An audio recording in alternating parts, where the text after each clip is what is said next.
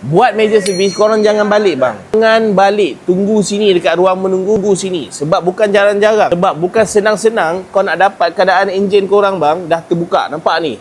Cover set kanan dah buka, cover set kiri dah buka, inner tengah pun dah buka, seat pun dah buka. Korang jarang tengok keadaan motor korang seperti ini. Jadi pastikan bila meja servis korang tunggu sampai siap. Korang tengok motor korang, jangan korang balik. Kalau korang balik, korang tak belajar apa yang ada dalam enjin korang, apa yang ada dalam motor korang. Sebagai contoh, dalam package meja servis kita memang dah tukar fuel filter dan juga o-ring fuel pump. Tu dekat kawasan mana?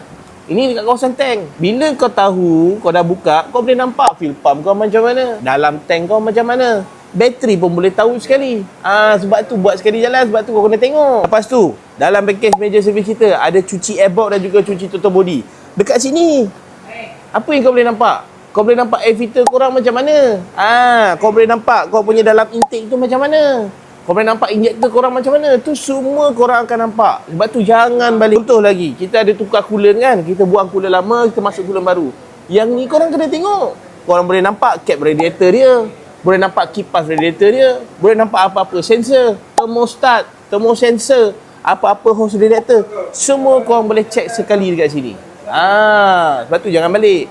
Buat ke tak buat belakang kira. Yang penting korang tahu. Lagi-lagi yang newbie, lagi-lagi yang tak tahu pasal enjin. Jadi bila kita dah sediakan ruang menunggu, jangan balik.